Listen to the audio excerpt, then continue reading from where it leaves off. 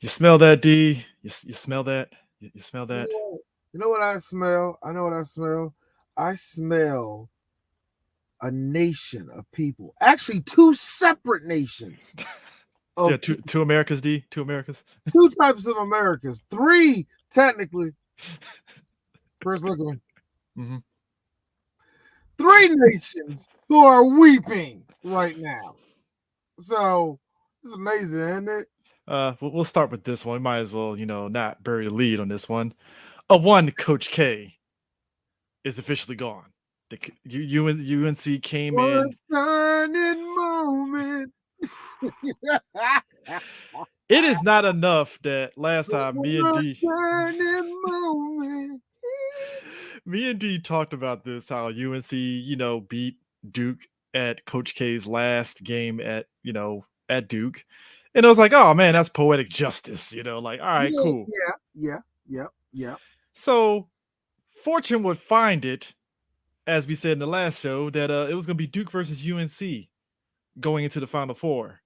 And I sat there and gushed like, oh man, wouldn't it be great if UNC beat beat Duke? D, I want to paint a picture here. Look, nigga, I'm letting you go ahead. I want people to understand something. I was out on a date with my girl at the time this is happening. Bear in mind, she hates Duke just as much as I hate Duke, but for different reasons. Because she gives on me mainly because I like the Terps, and she's like, "Oh, you like Maryland, huh?" And I'm like, "Oh, what the hell?" But whatever. That's neither here nor there. But the point is, we both have a very disgusting hate for Duke, and it's great. So we're at dinner, right? And just out the blue, because I don't really bring my phone out on a date, she was like, "Hey, check the score." And I was like, "All right." Put the shit on ESPN. It is neck and neck. I think at one point it was 75-74 UNC, and I was like, this game is too close. This could go any way. I think at this point it was like a minute left. And that whole minute, if you watch college basketball, a minute in college basketball is an It's eternity. 17 fucking minutes. Let me tell you, that ESPN 17 Gamecast, fucking minutes in basketball. The that college basketball is always 17 whole ass minutes.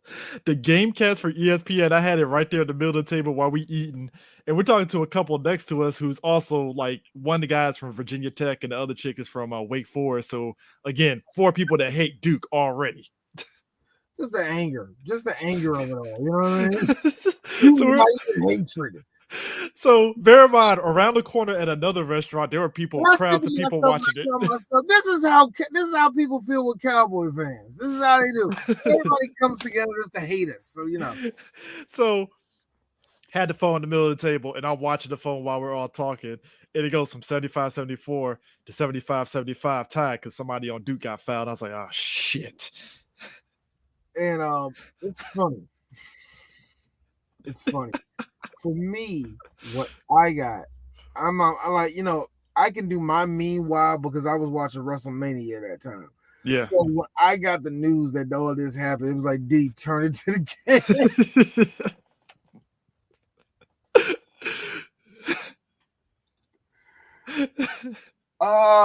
So it had to be seeing Hubert Davis on that sideline yelling, jumping up and down. And I was telling folks, it was so weird for me. It was so weird for me because I was on the app the day it happened, where he talked about his love for his white wife, and he worded it funny as fuck. That was a very awkward moment on Black Twitter. And I will love to say it because D saw with his own two eyes, y'all grabbed that Negro by the back of the skull and threw him directly into the trash. And it is so funny to see all you NC fans after the first Duke game and after this game show up. I love it. I love it, bro. I mean, it was great just seeing Coach K. Like, I think Duke ended up losing. It was at 81-77. And it was celebrations, not in just the restaurant we were at, but also outside. Everybody's like, "Oh my God, yes!" White folks down in North Carolina forgot to riot when they were celebrating.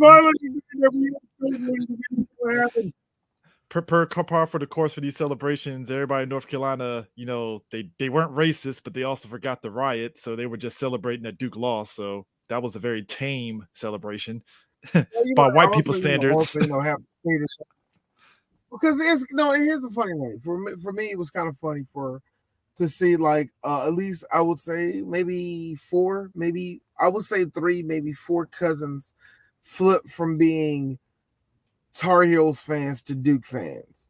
And one's always been a Duke fan, but the rest of them all of a sudden they love Duke all of a sudden, right? One of them, my cousin, who I feel is my brother, this is this face. You know what I mean? Like, man, fuck you, like the type of something. Why the fuck do you like Duke? Man, because remember when we were playing basketball in the backyard? Vince Carter, Anton Jameson. Oh God, I forgot who the fuck point guard was at the time.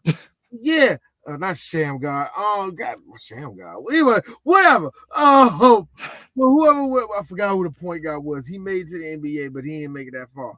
But yeah, I was like, where did all this? I love Jordan. Like Jordan, James Worthy. He lists these niggas off. The old ass motherfuckers. But you like Duke. Kyrie. Is he a Christian Latimer fan? No. Kyrie. Nigga, Kyrie had a J. Williams? He better not say Jay. I will fuck my cousin up if he say Jay Williams. That's not even funny. That's fighting words for D. Because I let you get away with Shane Battier because you're a smart ass nigga. But if you try to flex Trajan Langdon or or Jay Williams at me, I will fucking fight you. What about Boozer? You see the logo above you, Chris? Mm-hmm. You see the logo above you on your thing? Yeah. No. Well, Boozer. Nah, man. What about Carlos Boozer? I don't know about that. That's what I'm saying.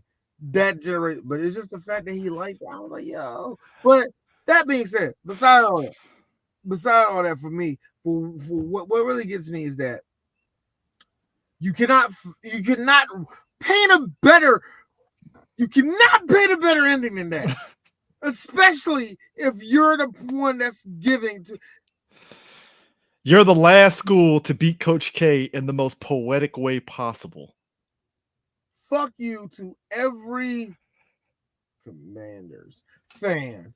But if something happened where you took the shotgun and placed it dead on our knee and blew our kneecap off and took us out of the run to make the playoffs, Super Bowl, whatever. You deserve every second of me. You deserve it.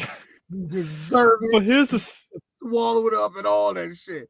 The Duke fans acted like Jesus Christ was getting buried. The last minute and a half when they found homeboy, he went to the line. All those Duke fans, like Coach K was gonna die tomorrow. Yo, shut the fuck up. But here's the sick part. Ooh. UNC I loved it.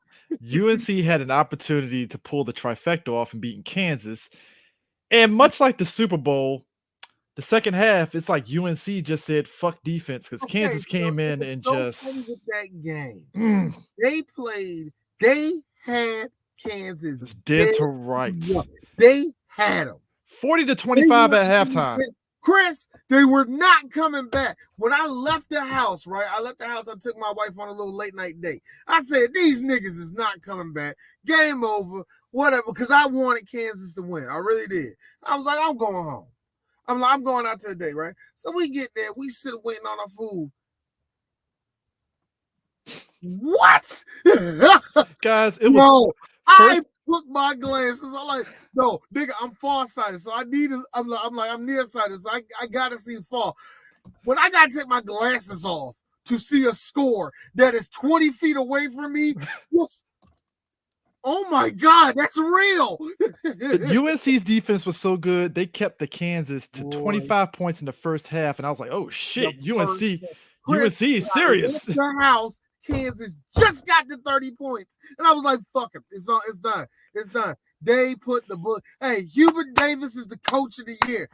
But despite this loss, he still is in my book. Oh, yeah. But still, he the coach of the year. That's amazing, nigga. How you did that shit. I swear I did not see that shit coming. Woo! Now here's the thing. I think we said last week about the women. When they're seated a certain way, it's definitive. South Carolina came in and put their dick on the table against UConn and kicked their ass for free. I watched that game. Dear God. Boy. Wait a minute, hold on. Who? UConn and South Carolina for the women. Yeah. Yeah. Yeah. That was on Sunday. No, who did I hear? Wait a minute. UConn beat Stanford. Yeah. And then UConn beat Stanford. South Carolina beat Louisville, right? Mm-hmm. Wow, I fucked that up in my brain because I didn't hear that one. I only okay. Because the one I heard was Stanford and UConn, and my dumb ass, I knew that was whatever. I was thinking ahead. Whatever. That's the one I heard. Do you want to know that UConn? You know what UConn did to Stanford in the last 2 minutes? That was rough. These girls yoked these little girls. Go ahead, foul me. It's 2 minutes left, bitch. You dumb and shit. Yo. I mean, Louisville had no shot though against South Carolina though, man. South Carolina and UConn though, and South Carolina won. Yeah, like they dog walked the shit out of UConn that game. Hey, I wish I saw it because the way UConn beat the shit out of Stanford, good. I wish I saw it. Yeah. Dog walked the shit out. Who's homegirl? The point guard for UConn. White girl. God, I'm homegirl. Beckers. Beckers. Yeah. Beckers. Not Beckers. God, I got my phone on me, nigga. Yeah. The point guard for UConn. That little girl didn't miss a damn shot in the last 4.5 minutes of that fucking Stanford game, man. But yeah, back onto the men. It was just simply good defense, bro. It was just simply good. By 3 points, a 3-pointer separated the end game. And here's the worst part. At least for North Carolina, every shot they threw up, bloom, bloom, bloom, bloom, everything fell out, bro. It was sick, but hey, Coach K was out. I'm happy for that. So it was just glorious. It was beautiful. And it's like y'all. I know y'all saying. I know. But you know what? This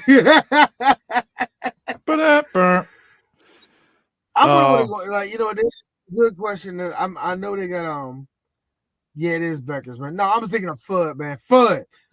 Allie. Okay, Fudd. Yeah. That little girl didn't miss a damn shot at the end of that game, man. Anyway, so yeah, the we got to see. We were kind of right, Chris. We were kind of right, and if I'm mistaken with the girls, we were kind of right.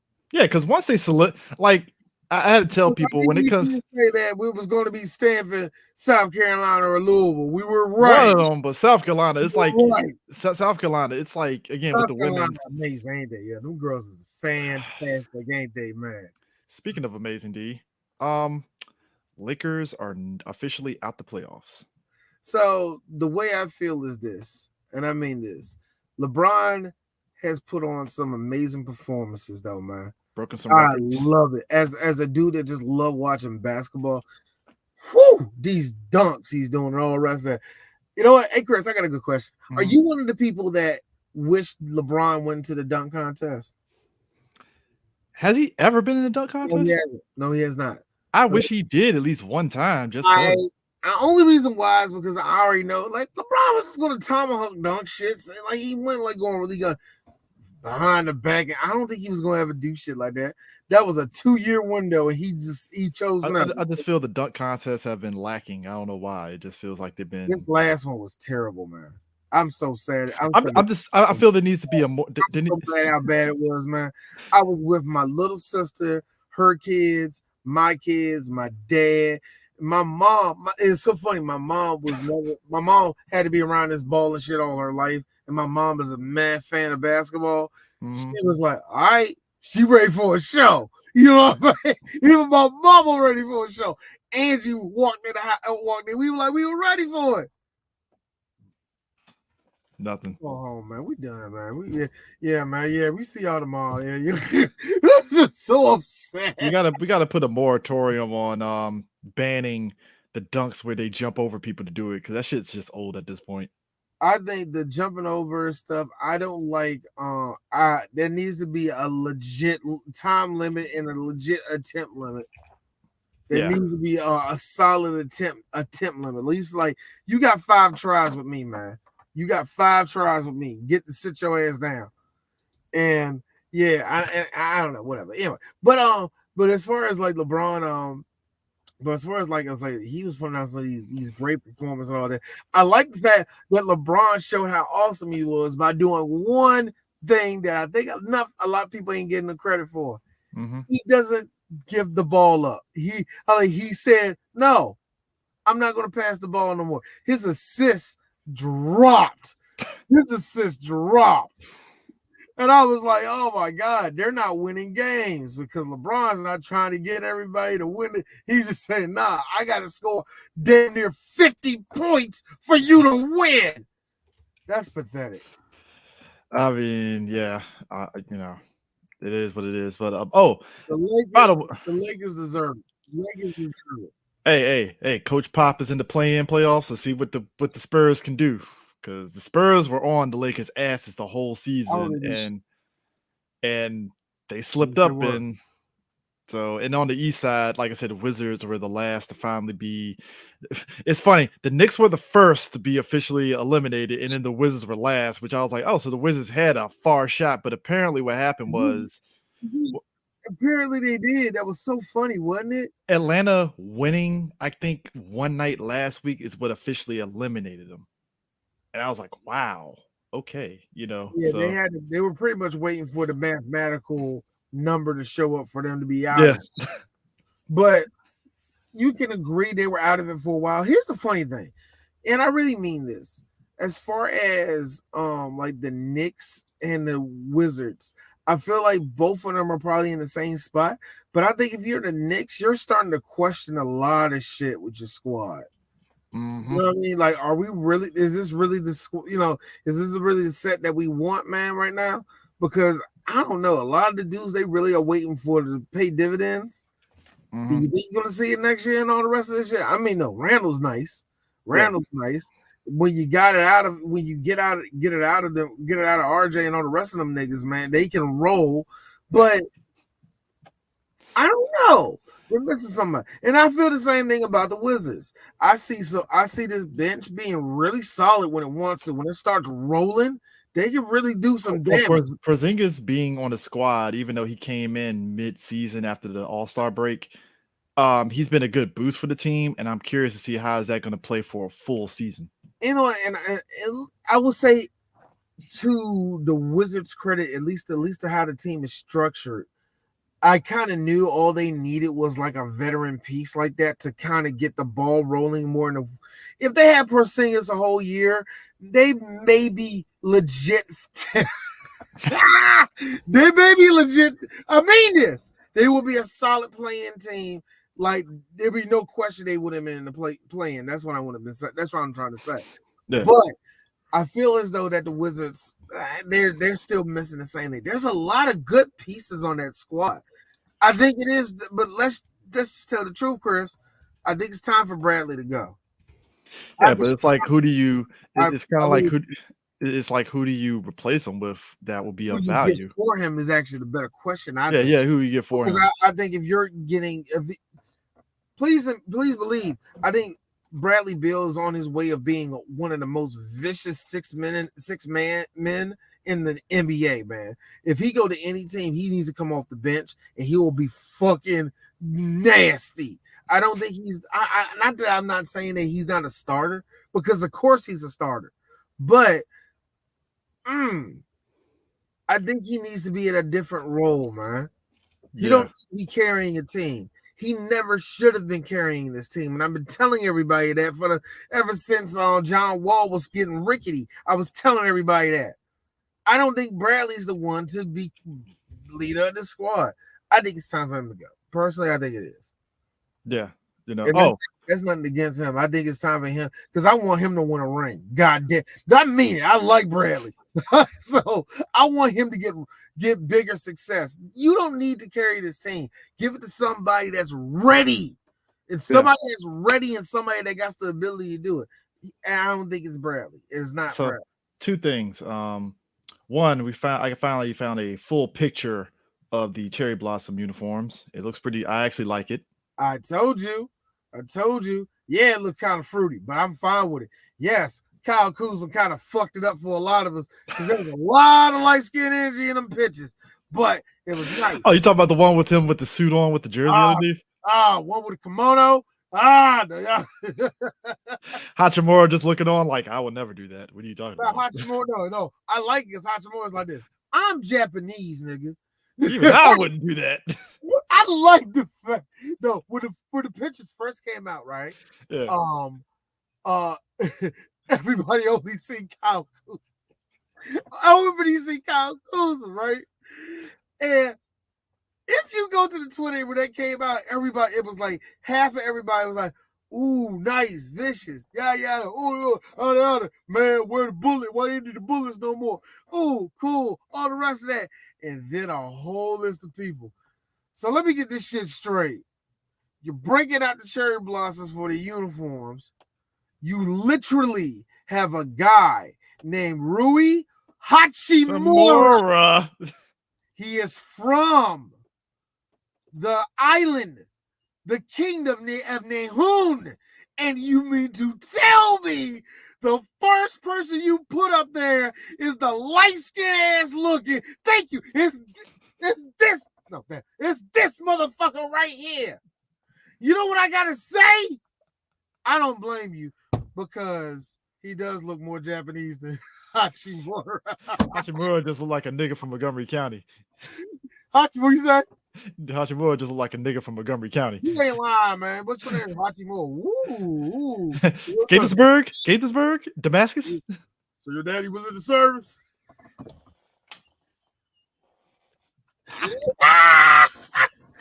Woo! That boy is the spirit of West Sunset. Seriously, he might be a vicious piece to the Wizards in the next 2 years. He's going to be really vicious with the Wizards. I love Louis. All right, this is all love taps I'm doing with this nigga right now.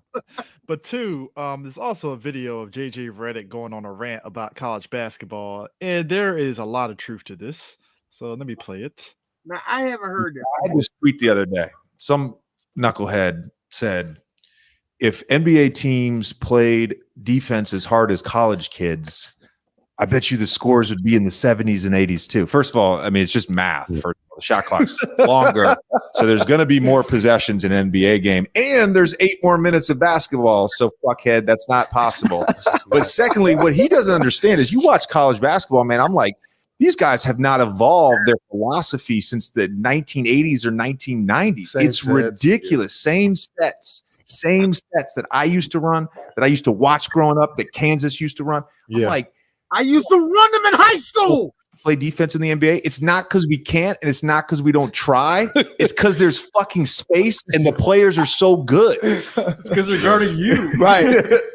Doesn't matter what we do to him. He's the best. Still make it. Fucking athletes, and you think somebody's just going to guard up and hold a team of 70 points that has fucking a 30-point score on? Like, come on, man. No. Yep. 100% truth. Thank you. I hate how JJ Reddick is a motherfucker I have to like. As a Maryland Terrapins fan, I fucking hate JJ Reddick. I fucking hate JJ Reddick. JJ Reddick, if he got no, I'm not even going to say that. That is real mean. Oh, what I was about to say was I was about to show you how much of a Terrapins fan I was. I was about to say something nasty. Woo. Let me keep that in my mouth. That was wrong. I will never put that on nobody. Ooh, God, that was vicious. I was about to. Woo! That was going to be on camera. Anyway. But no, I like JJ Reddick for that reason, man. He's been very real. One of the best voices when it comes to basketball. That white boy knows what the fuck he's talking about, yeah. Yeah, I mean, there was a reason why, like, I think for a while, like, don't even ask that. There's 8 more minutes, nigga. well, it's not even that. Like, I think shout out to LJ, me and him were talking, and you know, he's a Spurs fan, and at one point, like Popovich's Spurs were like a really top defensive team. Yeah. And like I said, as the NBA evolved, and especially around the time when Kawhi was with the Spurs, the NBA was changing up to where that Spurs defense couldn't really stop some of like the emerging top scorers, like your KDs and your Stephs. Because even if you could play the best defense, but like, how are you going to stop that shit? My man the one thing everybody tells me, you can't give them too much space. Certain people, Steph, you can just pressure. That's all you really can do. He's still going to throw the ball up and get He's it. still Like, going to throw the ball up. KD, if you get enough body on him and certain things, make sure you get him off position as much as possible. Because KD is one of those people, even if he's thrown off his wrong foot, he still can make the shot. So it's still kind of hard to stop him. Again, he's too big for little niggas, and he's too quick for big niggas. So it's really hard to stop him. So yeah, some of these people are, man, of course I'm giving him space, nigga. He's gonna make 30 points a game night. Why? You're not gonna stop him. Yeah, you're not going to stop him. And also personally, I like what I saw in that North Carolina game. No, that's what I see in college basketball all the fucking time. One of the prime examples of it was actually Norfolk State versus North Carolina Central. I was watching. In North Carolina Central, came back from a 20-point deficit to win by a free throw. These niggas couldn't hit no free throw shots, and they couldn't stop no one from hitting the layup for no fucking reason. And like I see that in college all the time. The defense of college, fuck you. College basketball has terrible defense. College football has terrible defense. What are you talking about? I don't know. So that's the NBA. Like I said, right now. So right now in the NBA, like I said, they're still playing out I think it's like 5 more games left in the regular season. 5 more games. I always feel like this part of the season and any sport, it's kind of funny because I'm in that same. Actually, I just got done with that little section of FIFA. I was playing like that where it's the last 6 games. I'm ready to go to the playoffs. I mean, a lot of these. You know what I mean? It's the wrap it up type of games. Like I'm putting up bench players. I mean, at this point, like some of the teams, like your Chicago and Toronto and Philly, you're jockeying for positioning in like the 1 through 6 spot, pretty much. Yeah. And I understand that those guys have to hype themselves up and be at least fit as much as they can be going into the playoffs. You know what I mean? I think if you're like Washington, unfortunately, hey Ish, you ready to start every game? Yeah. Ready to start these last 5 games, Ish? All right, cool. Right, man, you ready to play 40 minutes? Nah, nigga, you ready to like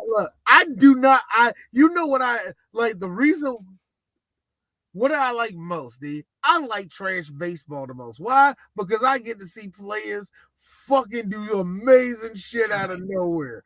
I love that baseball because you get one nigga who you just get off the bench. This motherfucker been in and out the minors twice this year. This nigga has 3 hits, 2 home runs in 1 game.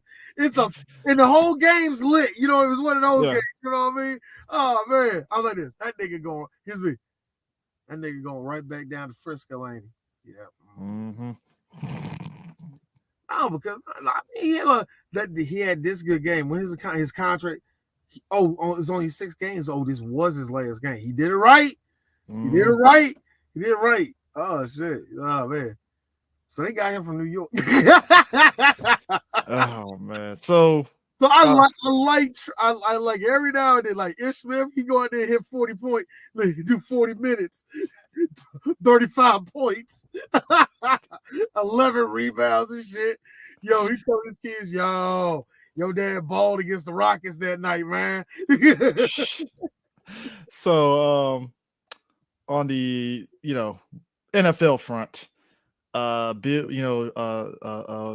Diggs signed a extension for $104 million. You know what? I believe 70 million guaranteed. I believe out of that. You know what is and I really, like I said, it's going to be interesting with Buffalo. It's going to be interesting, though. I think pressure's on them more than anything else. Oh, yes, it is. But I think they ready for it. But it's like, can they do it? That's all I'm saying. Yeah. Can they do it? Frank Gore is signing a one-day contract with the 49ers, and he's going to retire. Oh, okay. Yeah. Just there. Bigger news. Steve Wilkes and Ray Horton are joining Brian Flores in the race discrimination class action suit against the NFL. Ooh, so yeah. Here are the statements. They're still going forward with it. Is the best part. Brian Flores, I continue to be humbled by the outpouring of support in connection with my claims against the NFL and applaud Steve Wilkes and Ray Horton for standing up against systematic race discrimination. Their claims are the unfortunate reality of the problems facing black coaches in the NFL, which our collective hope in this case is to end once and for all. Here's Steve Wilkes. When Coach Flores filed this action, I knew I owed it to myself and to all black NFL coaches and aspiring coaches to stand with them. This lawsuit has shed further important light on a problem that we all know exists, but that too few are willing to confront. Black coaches and candidates should have exactly the same ability to become employed and remain employed as white coaches and candidates. That is not currently the case, and I look forward to working with Coach Flores and Horton to ensure that the aspiration of racial equality in the NFL becomes a reality. And finally, Ray Horton. I am proud to stand with Coach Flores and Wilkes in combating systematic discrimination.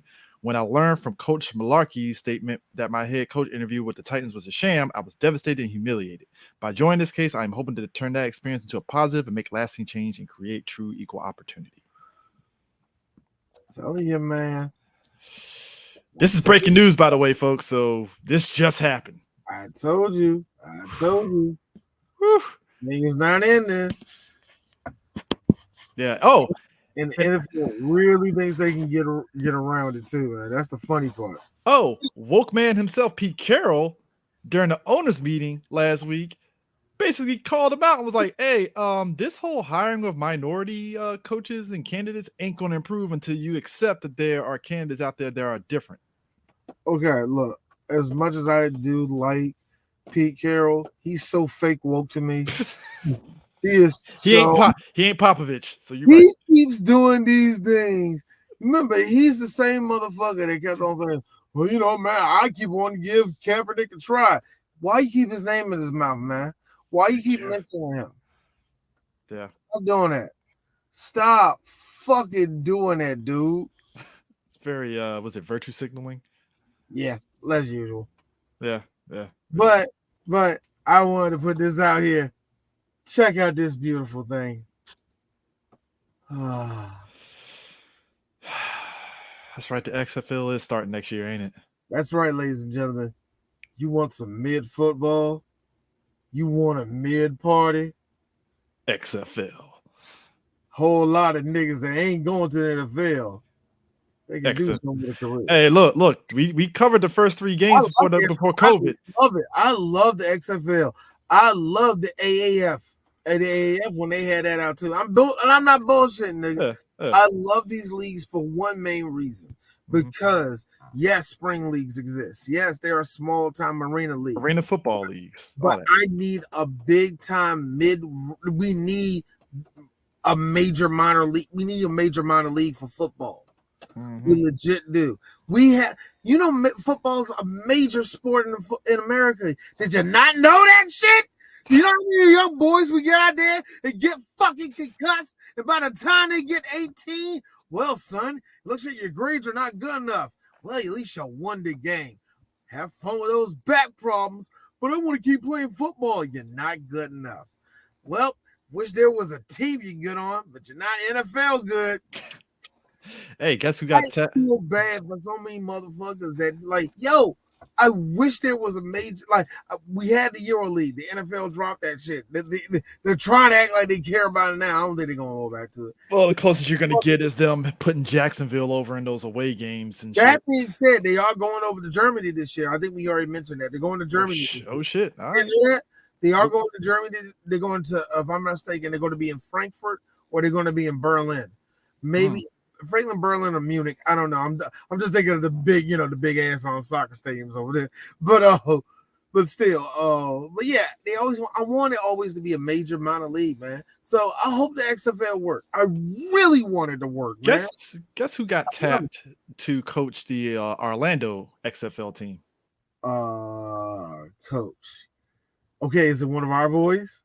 No, he's a former Miami Dolphin. No, I don't know who. Terrell Buckley. Terrell Buckley. All right, cool. Cornerback. He's got tapped for the Orlando team. They haven't announced the name of the Orlando team, but they are scheduled to actually be part of the XFL league next year when it starts. So, yeah, that's that. Look, like I said, I'm enjoying it. I enjoyed the XFL before COVID shut that shit down. Man, there was an outpouring of people going to those Washington XFL games. It was a lot. So unfair. And you know what's the weird thing? I remember it was. I will give Vince this. Vince's last 2 tries at something that people said no to, WWE Network and the XFL, it shut everybody up because the XFL was so much better. It was less shit. Hey, you know what Vince did? I saw what you did there, Vince. There was a little bit of WWE in there. I saw it. I don't know how you fucking did it, but somehow, some way, I saw WWE shit pop up in the XFL game. But you know what? It wasn't the hammy shit you did before. Yeah. It was real football. You were letting football be football. It was working, and the world got sick. I'm sorry, bruh. So hopefully it will work, man. So we already talked about how Bruce Arians is retired and he's going to be. I don't think we did talk about that. So Bruce Arians, we didn't mention that, man. We didn't mention it because he didn't do it at the time yet. Yeah, so Bruce Arians is retiring from coaching the Tampa Bay. He's going to be part of the Tampa Bay front office. In his place, we got Todd Bowles going to be coaching. Todd Bowles is going over there, and it was kind of funny. A lot of people had a feeling it was either going to go to him or Leftwich. And it was going. Let's put it this way: there was going to be a black coach in Tampa. Yeah, either way, black coach. Do that, and it was kind of written on the wall. And I think, to be really honest with you, I think Bruce Arians set it up that way. And I think the front office is like, nah, we're very cool with that. You know what I mean? It's one of those things. Yeah, sure, it's a lateral move, but I hate to tell you, there's a black man that got a job, so I'm sorry on that one. It's actually what you want. Not exactly how you wanted it, I guess. For some of you. For me, no, he deserved it. He been on that. He been behind Arians for a little bit. Yeah, exactly, man. DK Metcalf is out there, and people are trying to see who is going to entertain the Seattle's offer for him. I don't know where he can go. That because he's going to command a lot of money. You already know that. Yeah, the one place I heard was us. I was like, nah. Even if Dallas wanted to go for him, I don't think it's worth it. I don't think it's worth it. We just lost a section of our fucking defense. So got to build that back up. What do you want me? We lost a section of our defense and we lost a section of our offensive line. I think the last thing we need is a hot shot fucking wide receiver that we can't throw it to because Dak ain't got enough time to get it to you. Yeah. So also, I like DK Metcalf. Are you really that good? Yeah, you hit and you know why I said that? You know why I said that to a lot of people? He had Russell West. He had Russ. Yeah. He had Russell Wilson. You mean to tell me Russell Wilson ain't a beast, but he ain't no Tom Brady? That's a Super Bowl quarterback. So I'm sure I have my doubts. I have my doubts of DK. I think he can probably go wherever he goes next to. I think that will be his breakout, though. I do think that he's ready for his breakout year, though. But a part of me is kind of questioning a lot of I see a lot of Dez in him. Minus the arrogance. Awesome, like a lot of awesome, but you really ain't that great, are you? There's a cap to your talent. You know what I mean? You know what I mean? I'm not putting this out there as a bad thing. You know, with some people, you just see, oh yeah, he's a S-class wide receiver. He ain't gonna win a Super. No, he's not gonna win a Super Bowl. It's like that. It's like that. Oh no. Like, he's not gonna. No. He's not a Hall of Famer. Not at all. So that's how it is, man.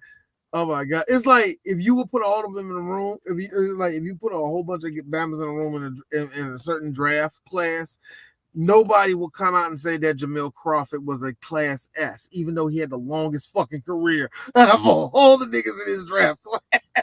Had the highest numbers, all the rest of that shit. But no, it went to somebody else like, oh man, he's a class S. He's not a Hall of Famer. No, he's not a Hall of Fame. He's not going to make an All-Star game. He makes one. I mean, you know, my thing is this. So on the other end, Carolina, they're trying to replace Sam Darnold, but Sam Darnold's doing the old, I'm not really concerned. Whatever happens, happens. And I'm like, so you're not concerned at all? No, he needs to be concerned. I don't think he needs to be concerned. I mean, PJ Walker's behind him, so he's going to be a backup no matter what, man. And I wonder where Carolina is going to go, man. How they're going to go with anything, man. Because they got a little carrot. They're going to have a quarterback carousel in a minute. And also, who are they going to get in the draft? That's the other thing. Yeah, man. I mean, right now the NFL draft is bumping with a lot of quarterbacks. So yeah. So right now we talked about Deshaun Watson last week, but apparently this week, it's this whole Deshaun Watson thing isn't going to go away until, according to the judge, he has to address all the stuff with the massage therapist in the past. Like he has to really address all that shit. So that because I heard about this. So he had to go in detail about when he went there and stuff like that. Basically, he has to say whether he had any sort of sexual interactions with the 18 massage therapist, and he has 30 days to comply. So the question is this: what if he admits to it? What will happen? Don't know. That's the thing. It's like, is it a case of he can just civil suit that shit? That's what I'm saying. What the fuck? That's my thing. It's like it's and even with that, he can even with that, apparently he can still get enforced discipline by the NFL too. So, you know, Hey Chris. Mm-hmm.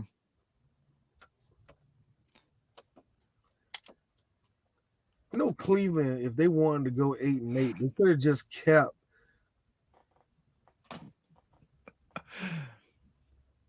Oh, Deshaun Watson is also on my list of, hey, how good are you?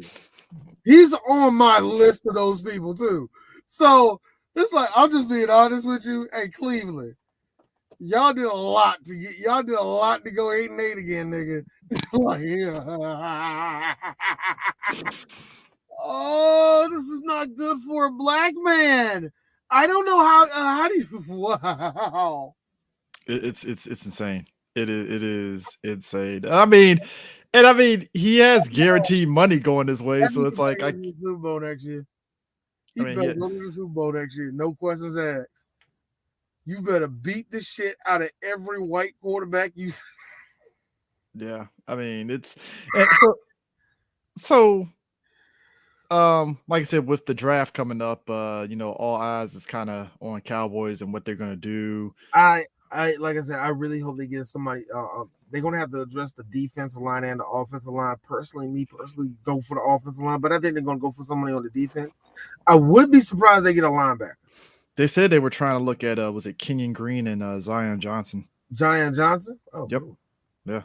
So yeah. I know Zion Johnson that way. Like Kenyon Green, mainly on the left guard side more than anything else. I think I want them to, like I said, I really want them to get somebody on the line to at least fulfill, because when I lost Collins, and a lot of people is like, oh, that's a big loss. You want to know the truth? He had to go. He had to go. He wasn't worth keeping. And I'll be honest with you, I don't think we would have been any better if he was healthy for a full year. Yeah, you will see the difference because he's in sync with everybody. But at the same time, we can move on and get somebody else. So yeah, I'm fine with us not having Lion Collins no more. But we need to reinforce, like, yeah, Zach gonna be gone in 2 years, nigga. I don't know why y'all. He gonna be gone. We're gonna look around, and that big, beautiful Italian gonna be gone. I think he Italian. He gonna be gone. All right. No, Zach going. That motherfucker's going in the Hall of Fame, and we're gonna see him every 6 years with a star on his chest going. He's gone. We need to do something, nigga. Gronkowski is playing he doesn't know if he's going to come back and play, but you don't sit down and let Vince pay you, nigga. Like, but his boy is with the Tampa Bay now. What's his face? Edelman. He don't sit his ass down. Edelman is with the Buccaneers now. Oh, really? Yes, he is. Doing what? I don't know. He's on the team officially now. Yeah. Oh, so are we getting the game might come back if Gronkowski decides to do get one more shot? Hey Chris, remember when we got in high school and all the old white guys started to come together talking about, hey man, guess who's coming back? Yeah, the E Street Gang is coming back. Yeah, Springsteen's coming back. Remember that? Remember when Springsteen came back for that big ass tour during the early 2000s, young, and how gigantic it was and how white it was? Yep. Yeah. I feel this with Tampa Bay. Like, don't do it, Tom. Bringing the gang back together. Don't, Tom. What are you doing? Don't. I say this because it didn't work for LeBron. Don't you do it, okay? You only get one shot at the gang thing. If you get a ring out of it, don't do it again. LeBron got the right people a ring that year. He got one for motherfucking Rondo, got one for himself, got one for a bunch of kids that they said was never going to win nothing with Kobe, and he did it for, you know what I'm saying? He did it for Kobe Bryant. He did it for Dwight Howard. You know what I'm saying? He had the right people winning that year. And then he said, yeah, I'm going to bring Melo over here. You're getting greedy. Now you're getting greedy. So, and Tom's about to do the same thing. You're bringing Edelman down there. What's going to happen? He's going to miraculously get all your catches for... No, I'm not. So, folks, it wouldn't be a Work Title Sports Show if we don't at least have something involving the Commanders, and this is a juicy one. Because much like you said, how... one Snyder was pretty much getting Al Capone due to tax stuff. There was an allegation that came out this past Monday. A former employee alleged that the club withheld ticket revenue from visiting teams.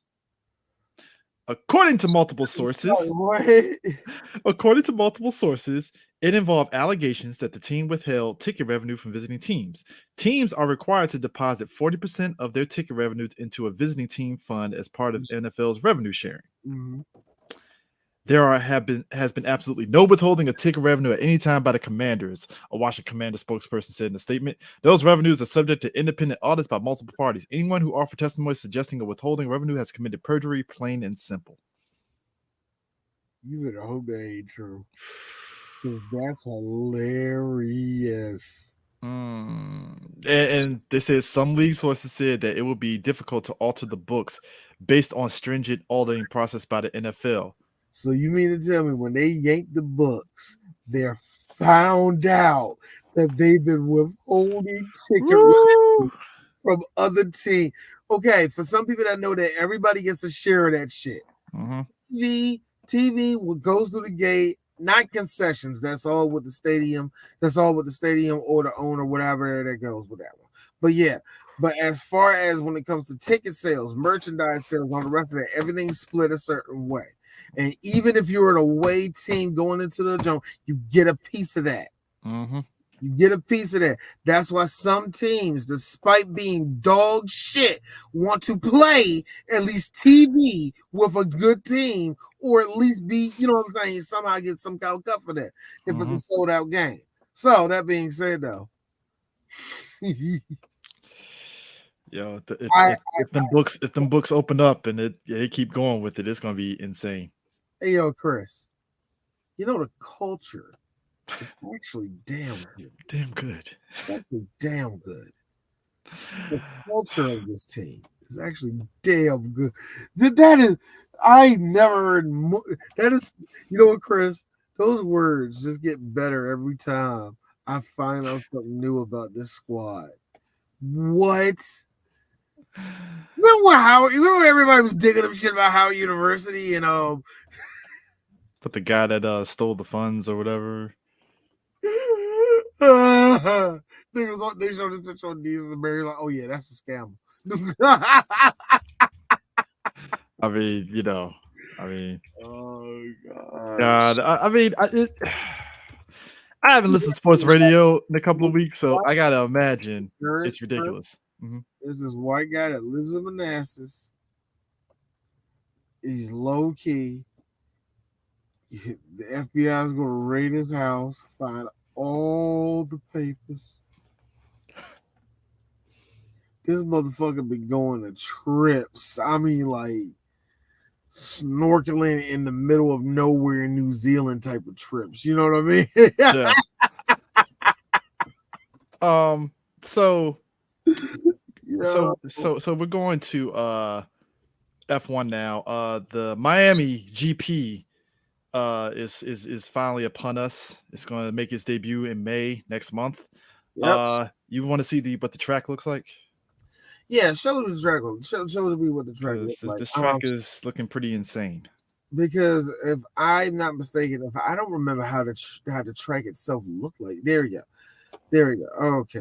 Actually, this is actually a good one. I like this now. This long fucking straight up here, that 17 to 16. Oh my God. Okay. That's a fun looking track. I wonder how it is to drive on that motherfucker. 8, 9, 10, and 11. That stretch is going to be interesting. What is it? 8, 9, 10, 11. Actually, yeah. Yeah, the second you get around zip. 7 to all the way to 11. Hell yeah. And then right here, and then right over here, this little chicane right here is gonna fuck up everybody. This 14 and 15 right there. This chicane right here is gonna fuck up everybody. You Bamas is gonna get yoked up all through this motherfucker right here. But this long all this right here, this long ass DRS right here, yo, that's gonna be fun. So that's gonna be May 8th, right? Yep, May 8th. Yeah, May 8th. My little sister's birthday. And one of my favorite days to play baseball on for some strange reason. But all right, and this is over there at near Hard Rock Stadium. So this is definitely and you see right here on this side by my hand over here, that's where the checkered flag is. That's where they're going to be off. So yeah, that is going to be a great. It's going definitely.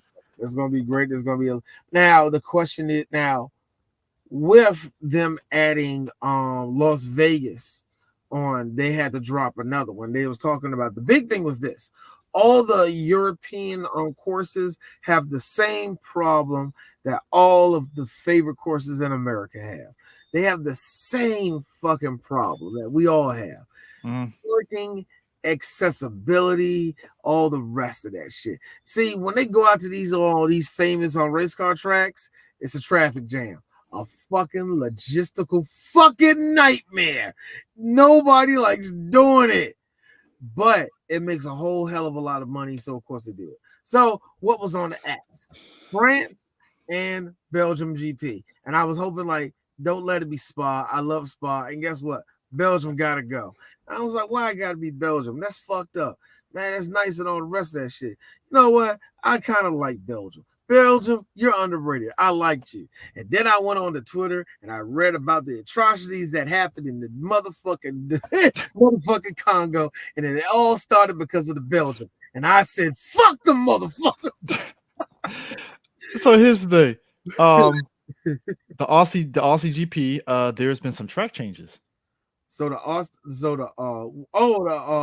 Australian GP. All right, so what happened in that one? Do you have so that one too? It has seen the bumpy roads. Okay, this because it's just the article. So basically, it has seen the bumpy street circuit resurfaced and shortened by 28 meters, with 7 corners modified and 2 turns taken out altogether, bringing the total down to 14. One of the more significant changes is the widening of turn 1. The scene after some memorable crashes as cars jostle for position in a narrow funnel after taking off from the grid. The corner is now off, and when you get right there, it's almost like a hairpin. The corner is now. I can imagine them winding that shit off. Yeah, the corner is now 2.5 meters wider, giving drivers more racing lines and crucial opening moments. Turn 6, once a tight right-hander, has been widened by more than 7.5 meters, which is expected to hike speeds by 70 kilometers per hour. And the old chicane between turns 9 and 10 have been removed, effectively transforming the section into a 1.3 kilometer straight where drivers will put the foot down. God damn. I like that actually because I know what they're talking about. Because right before you do it, there's like a little short chicane and then you burst out. So there's no chicane and just like a straight up burst out. So I actually kind of like that. After breakneck speeds from turn 6 through to turn 10, turn 11, widened by 3 meters would be key attacking zone, with the camber also altered to force harder braking to negotiate the corner. The changes have paved the way for 4 DRS zones where drivers can adjust flaps on their rear wings to reduce drag and improve the chances of overtaking. The pit lane has also been widened by 2 meters with the intention that its speed limit will be raised from 60 kilometers per hour to 80 kilometers per hour. This could lead to more strategic options for teams due to reduced time spent pitting. Yeah. The one thing I found out was when they restructure a track, they do bring all of that, how fast the cars are going, the roads itself, how bumpy they are, the rest of it, especially when they're street courses. You know what I mean? This is not a street course. This is just kind of one of the more cooler courses actually they got on the circuit because it's like right there. It's like a track course in the middle of the fucking city. So it's fucking cool as shit. But widening the streets, they had to do that in fucking Jeddah this last race. They had to widen it out. So just because hitting that fucking wall. Like, yo, come on, man. They had like who was it?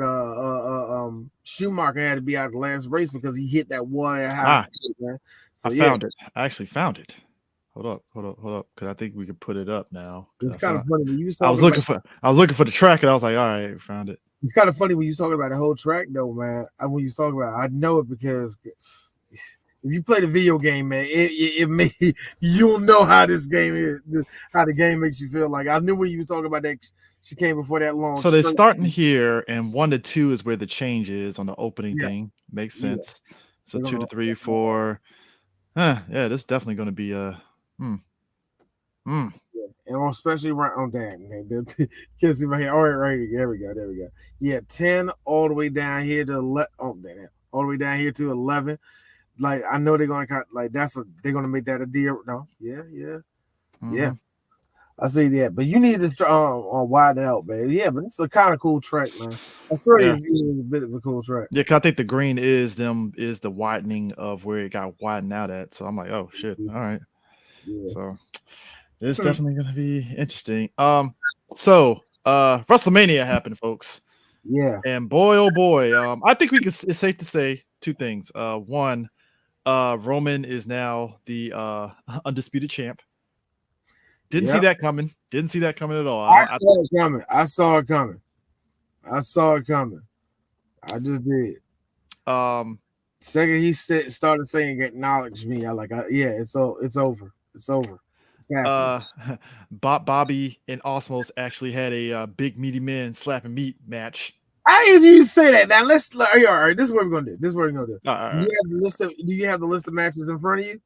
I'm pulling it up right now. We're gonna go list by list. The one thing I will say is this: shout out to DK. He wanted to do this, and I hollered at him already, and he couldn't do it. Yeah, whatever. I'm sorry, bro. I know you want to. I owe you. No, I'm not gonna do no AEW shit with you, but I might be going to the New Japan show with you. So we'll see what's going on with that. But because I want to do something for that. That'd be cool. But anyway, because they're gonna because I do plan to go to that pay-per-view here in DC. But it's like it has to happen. As far as WrestleMania, I told this somebody else. When it comes to WrestleMania, you would either come out of it either expecting wrestling to be like wrestling, like it was okay, it's okay. You come out either saying wrestling, or you come out saying you love wrestling. I gotta admit, I came out of this one saying I love wrestling. This, you know what I'm saying? There was no met to it like I got in a couple years ago. I actually like COVID Mania. I personally loved COVID Mania. I know a lot of people didn't. I loved it, but it kind of put the wrestlers in a position to where it was like they were literally wrestling in the performance center, but it put them in a situation to where they really had to tap into playing for an empty audience, but they had to make it seem as though there is audiences there. Yeah, they're practicing again, and you got to talk. And yeah, it's there's no crowd around, but you got to act like you're talking to somebody, because even when I see my kids wrestling each other, like talk, like stay down, like yeah, you still got to talk. You still have to talk. Like don't act like just have this little silent that's so stupid. No. So all right, I got it up. So starting off, we had Usos versus Shinsuke and Rick Boogs, and that match actually was surprisingly good to me. The one thing I want to mention with that is it's amazing, isn't it? It's amazing. All you have to do is play that theme song. Shinsuke is insanely over. It doesn't matter, apparently, what Shinsuke is doing. That crowd's going to be hyped to see him. So the match was what it was. I'm not a big fan of Rick Boogs' wrestling, and unfortunately, he got hurt. Really hurt. He actually really did get hurt. Him buckling at the knee, that was real. Mm-hmm. And because I mean, it seems as though if that didn't happen, Shinsuke and Rick were going to probably win that match. I kind of thought the same thing too. Did you? Yeah. And I think once his leg buckled, it's like, oh, he ain't winning that match at all. Yeah, I kind of felt like the whole. I kind of felt that it was going to be a little. I wouldn't say a falling out with the Usos and Roman. There would have been something. There wouldn't be no hell to pay type shit. It wouldn't be this big storyline. It'd just be like, oh, whoa. Time out. Yeah, type shit. You know what I mean? Because we kind of jumped the gun on this. All right, we have to rewind back. Number one, Hall of Fame, dope seeing the Steiner brothers and Braun Breaker introducing Rick and Scott Steiner out there. Loved it. Yeah, I got a question because I didn't see it. Did Scott say anything? Oh, yes, he did. And Rick was just sitting there looking at Scott like, all right, I'm gonna let you speak, but don't get crazy. What was Scott saying? Oh no, Scott was just, it was very heartfelt. He was just saying, congrats, I love wrestling, blah blah blah. He didn't go on any rant, but it was funny because Braun was like, yeah, my uncle, he's gonna talk a lot up here. Just saying, just putting it out there. But the one thing I noticed, and my wife noticed it too. Cute. It was actually almost cute. Scott, are you crying?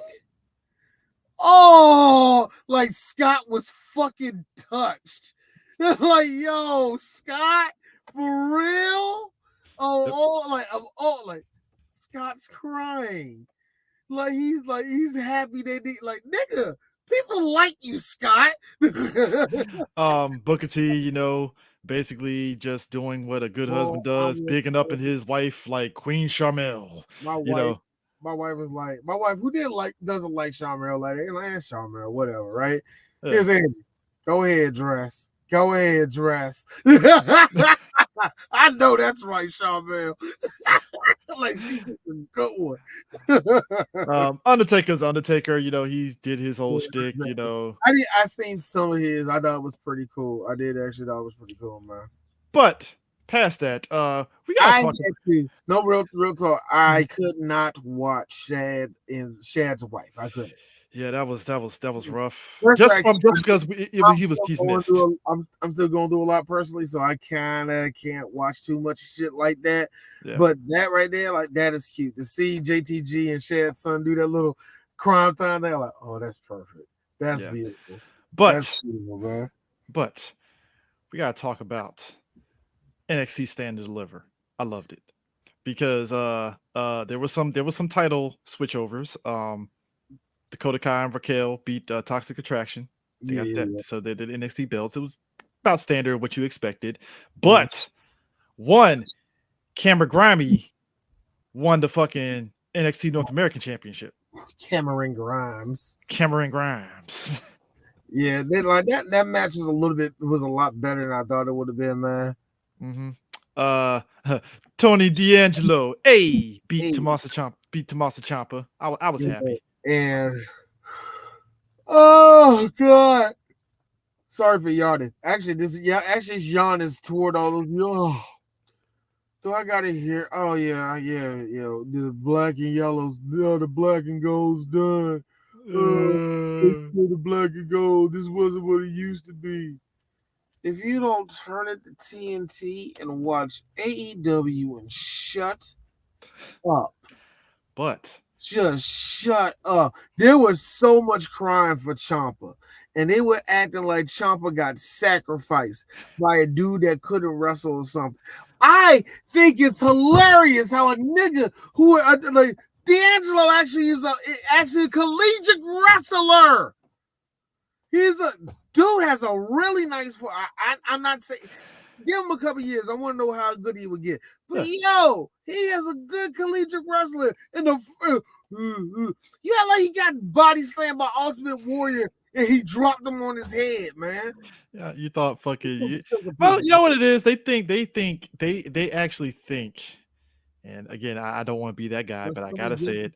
Yeah. They think Tony D'Angelo is like fucking old girl that every black dude is pining over, Nikita Lyons.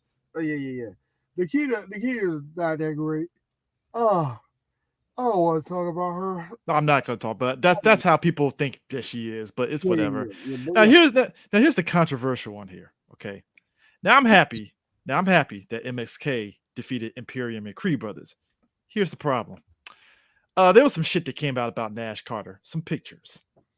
And WWE, I hate to say it, they've been very fickle when it comes to these things at times, but they released them. Yeah, it wasn't just that. Oh, dude, it wasn't just that. It wasn't the Hitler picture, and we will not put up that picture. Oh, no. It wasn't that.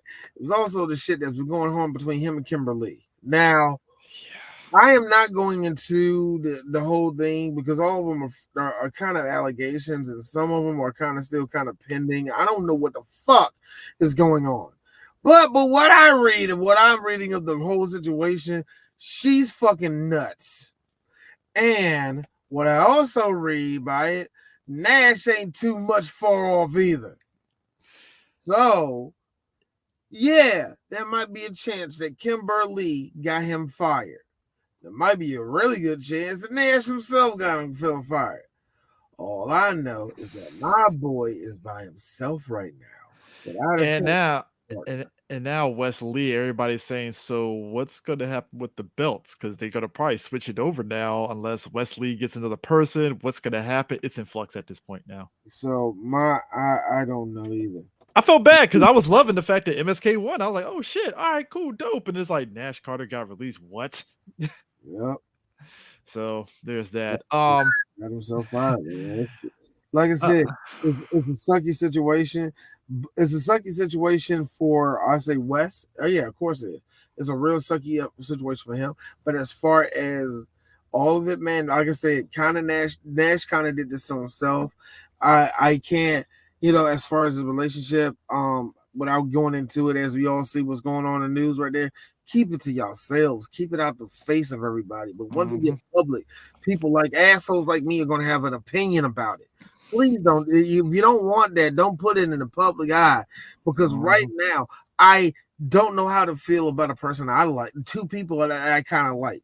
Like Nash always kind of came off a little bit too white boy cool with me, and this doesn't kind of surprise me. But with Kimberly, I kind of like you. I really do. If I find out you're one of those crazy chicks, that's gonna fucking break my heart. And that's going to make me feel bad if you went through real fucking abuse or something. You see what I'm saying? No, that's so whatever, man. It sucks. So, Mandy Rose, I guess, apparently is just, she won the belt, which I was like, damn. So I guess Cora isn't going to win. They're going to kind of. No, she's not. No. I am kind of interested in what's going to happen to Io Shirai. Somebody said she might go main roster. I think it's around that time too, man. I think they need it. They do need more girls up there, but I don't know, We'll see. Yeah. We'll see. Gunther beat LA Knight, which I did not expect because I thought LA Knight was going to beat No, Gunther. please, man. I don't think you're going to drop Gunther in a while, man. I think it's going to be a while. Dude, I have come around to new and improved, like damn near in shape Gunther now. I'm like, holy shit, this motherfucker is like, They're in shape. Y'all wrong, man. because Gunther was like, okay, it's like you have like a defensive lineman that's big, but he's like muscly and shit. But like now Gunther is like, yo, this dude kind of slimmed down, but he's still muscle as fuck. Like the hell? They're trying, he like a lot of people don't like it, man. They're trying to change him. No, he's still the same guy that will pull a slap on your fucking back. This whole weekend has proved to me that we cannot give people the computer or fucking phone, man. We just really can't. Because Twitter was the wrestling Twitter was terrible. Was terrible. Dolph beat Braun, but it was due to to the usual Dolph Bobby Roode shenanigans. Bullshit. Which I mean, Bobby Roode, yeah. But like I said, Braun got the belt back on Monday Night Raw, which I mean the crowd clearly loves them, and I'm kind of liking them trying to intersect NXT 2.0 with some of the main roster stuff, I guess, to try to test the waters. Or you don't really like it?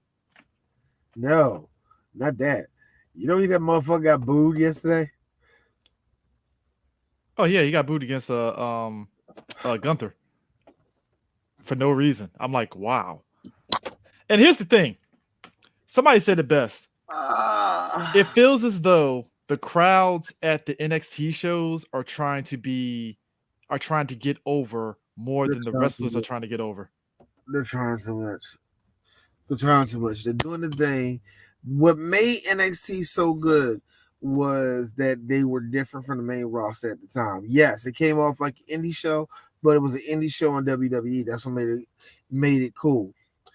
I believe when Kevin Owens, Samoa Joe, and all that batch of indie darlings went up, that's when NXT needed to buckle the fuck down and became what it needed to be.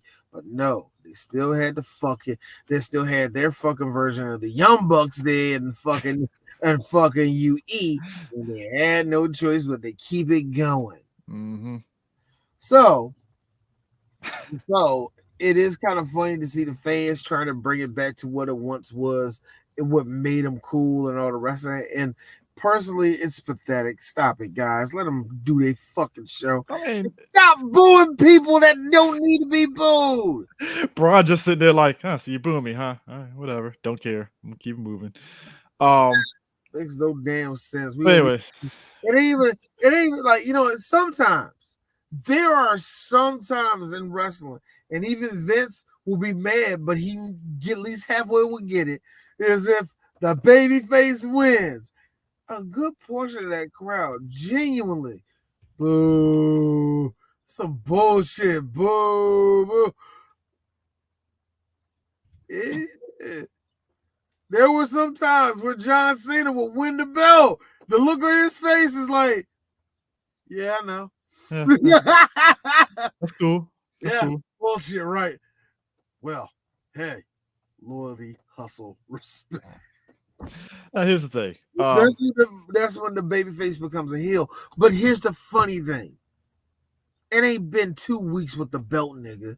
Yeah. It ain't been a week with him. It's the days with that belt. You booing him because he beat Gunther? Stop. Yeah. Which Gunther against Braun Breaker was actually pretty good too. I ain't gonna deny that. That was actually not bad.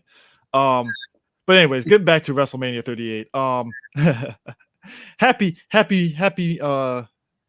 Corbin lost to Drew McIntyre, which I'd say that was actually a better match than I thought it would be.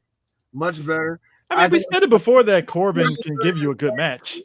I felt it was better than the tag team match before it. Yeah. I mean, we said it before that Corbin can give you a good match. You put him in that position.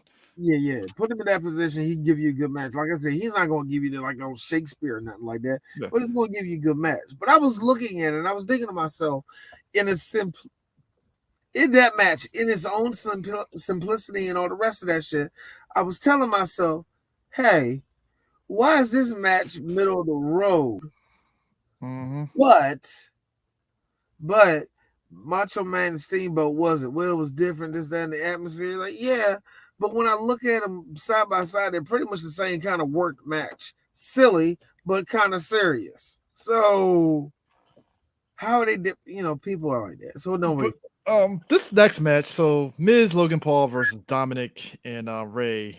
Miz Logan Paul won, and Miz heel turned on Logan Paul, and that was that. But I'm wondering what is going to happen with Ray and Dominic, because I'm of the school of thought, like a lot of people. I love Dominic on NXT. I think he'd be ready for NXT. I think it's time for him to go somewhere, at least try to build up. I think he's going to be on the main roster for a while, though. Let's make that very clear. I think he's going nowhere as far as development. Unless it's outright, I don't think it will be set on, and it won't be set on the show. We'll just look at NXT, and Dominic is going to go out there, and he's going to be on NXT for a while, or whatever have you. But yeah. I don't think it's going to be anytime soon, though. Yeah.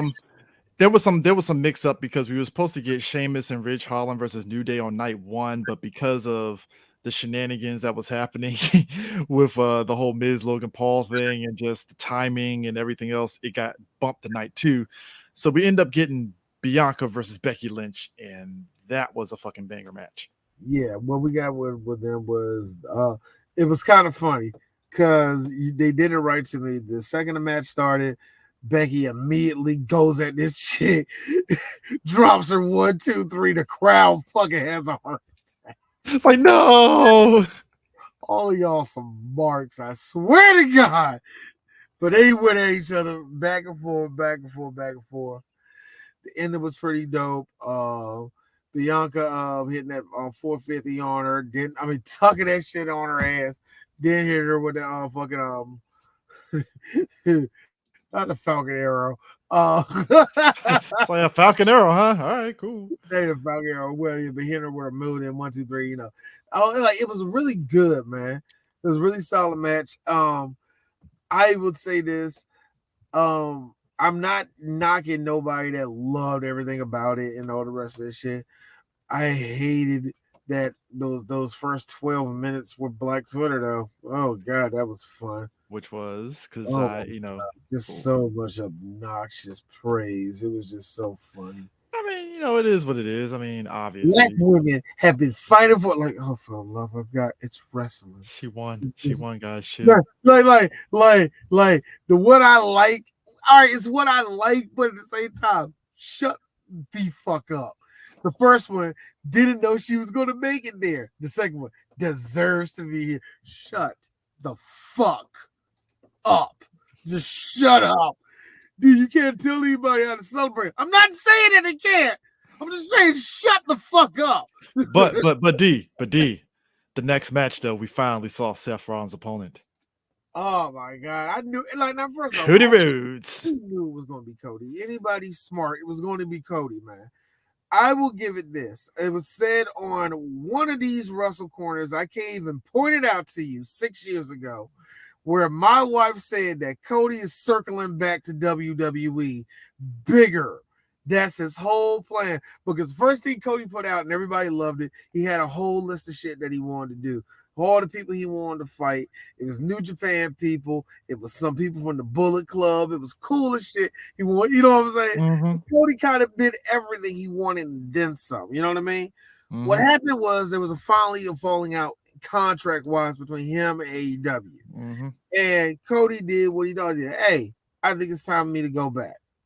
I think I got enough stats on me where I can go back.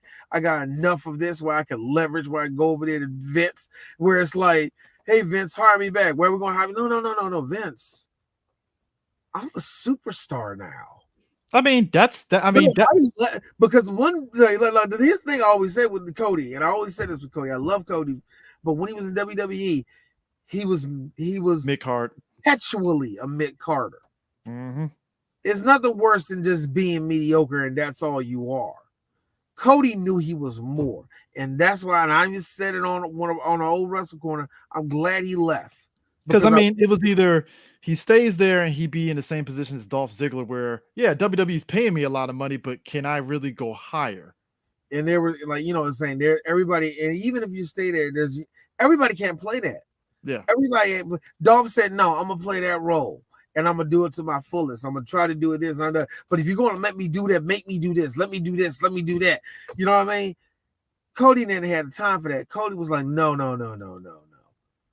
I know what the fuck I am. Mm-hmm. And I'm pretty sure Triple H said it in love and anger and everything because that's his favorite wrestler. And I'm pretty sure he told me, like, that's how you feel? Fucking prove it to me. I'm pretty sure Cody's like, all right, I'm out. He left WWE and became a star, came right the fuck back. And it was so fun. Not only he was like, Vince, I want this to be my storyline. I want this to be my character. Oh, don't worry. I already got my own theme song. I own it. It's mine. Oh, yeah. That is mine too. Also, I can also kind of leverage my show to be on yours. All right, then. I'm a star, Vince. And I'm a star. Vince ain't stupid. Vince is like, yeah, Cody, you're back. You know what did it for D? It wasn't hearing that list saying wrestling. It wasn't that list. It wasn't the pop because I love that fucking pop. I love the pop. It wasn't his. I even when he was in AEW, I love that cheesy ass theme song of his. Look, it wasn't the theme song again. It wasn't him coming out. It wasn't him coming out and the crowd popping for him. It wasn't his pyros coming off. For me, it was them saying Cody Rhodes. To hear Rhodes attached to his name again, thank you. For me, I don't care. Like that's who you are. You're not Cody. You're Cody Rhodes. You're fucking Dusty's son. God damn it. And you know what made it better? You're the American Nightmare now. Exactly what you wanted to be when you left. Came back with your own logo. To see the salt on Twitter is still flowing right now. AEW. Cody walked over to Bruno Sammartino and stuck a Hulk Hogan-sized dick in his mouth. You would have thought that would have happened. Lord, yo. Dude.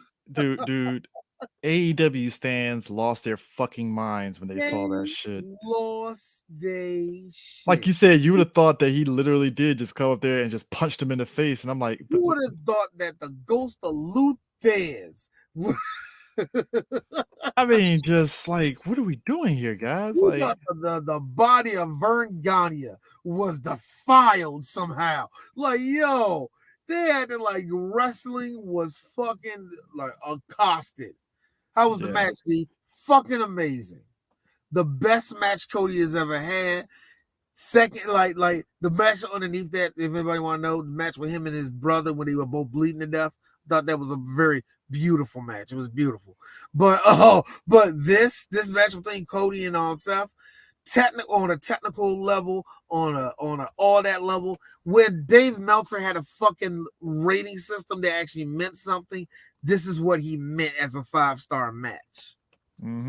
It had everything, atmosphere, all the rest of that. And in this case, it was only 21 minutes. The match wasn't long. You told a story. It wasn't long. Beautiful. I loved it. I fucking loved it. It was excellent. I mean, you know, the greatest part about it was like, yo, me and my kids popped like a mother. We were like, at the end of that joke, we was clapping like, yes, yeah, Cody, good for you. And like D, wait a minute, what you did? He was AEW. Didn't I tell y'all? I'm a WWE fan. I already know what the fuck I am. Shit. I made peace with that when I let John Cena win. When I sat and let John Cena win matches he wasn't supposed to in the late 2000s, I think I made my choice. Anyway, next match. Wait, so the next match, the match that I was shocked it went the way they went. Charlotte beat Ronda, and she carried the fuck out of that match. Said, Chris, second that showed up, that happened. The door opened up. Woof. Dude, whatever high that you had from Cody the whatever high, and I have to imagine if you're at that stadium when that when after Cody versus Seth, as soon as you saw Ronda and Charlotte, it was like, man, are we back to the old days where it's a women's match and we're like, all right, piss break? Is that where we're at right now? I guess we That's are what there. it was, man. That was a pure piss break match, man. Oh my god, man. I felt bad. I mean, so bad. I didn't know that Stone Cold it was supposed to happen afterwards. I'm not even gonna talk about the match. TV. I'll just say this, right? I'll just say this. I was humbly shocked, number one, that we got Stone Cold versus Kevin Owens as the last match. But also two. D, were you like me where you were clutching your pearls seeing Stone Cold take bumps on that fucking concrete the way he did? All right, I meant to mention one thing. One thing about that last match was this. That match sucked, but as soon as that girl bumped into Charles Robinson, I was like, something stupid's about to happen.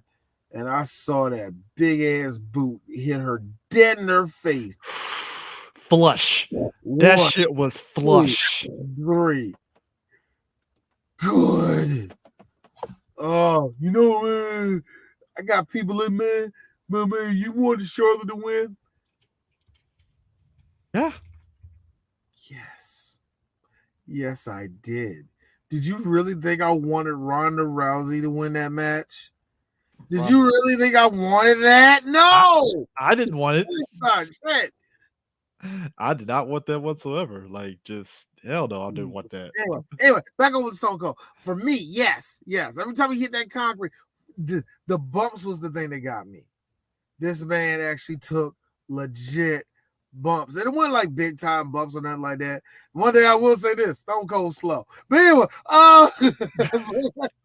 I expected that. But he still did the working hits and all the rest of that, man. That match had no business being as good as it was. I was like, holy shit, this is fucking dope. Kevin did the right thing. Kevin did the right thing by doing most of the fucking work. Primarily, you're going to have to do all the work in the match. You know what I mean? Just, and he did it perfection, man. Like every single second, Kevin loved that, man. That was a match he playing out in his head 60 damn times. And I bet he's still mad at it come out the way he wanted it. No, because here's the thing. It's like night one, I had gotten back from dinner, right? After the UNC game. So I was like, oh shit, because dude, everybody on Twitter was talking about the Cody and Seth, right? But it was really the Stone Cold versus KO. Everybody across the board was like, holy shit, this match is fucking flames. I was like, okay, let me watch this shit. And I was like, Stone Cold, they went for it, man. No hose bar. No, man. He was going for it, man. Then the stutter at the end was that thing. I like the stutter 1, 2, 3. The whole crowd blew up. I was like, nigga, that is hard. Like, that is a hard to come after that, man. That is incredibly hard to come after that. Everybody that night, including the matches I didn't like that much. Good for all of you. Good for all of you. Great, man. I liked it, man. So this is where I agree with you. After that, I think it was that Sunday morning you had posted in the Wrestle Corner group. Night 1 was great. Night 2, you got a lot to live up to. Because Charlotte, Rossi, Ronda, notwithstanding, night 1 was great. Yeah, like I said, it was a great match. It was a great night, man. Great night. Good going around the board. The second night had a lot to live up to. And you know what? They didn't do that bad. They didn't do that bad at all. First match, man. RK Bro beat Street Profits and Alpha Academy. And good, decent wrestling. Great wrestling, man. All across the I am forever happy that Otis found his footing with Alpha Academy. Yeah, that whole shtick. Because I was really worried for Otis. Because I was like, man, Otis doesn't have that usual goofy shtick anymore. Yeah. What's gonna happen with Alpha? And I'm like, he found it. Like, holy shit. Best part of that match. Montez gets to the top rope. Here comes Matt. Matt Seal. Ah! He caught him in the RKO. That was hilarious.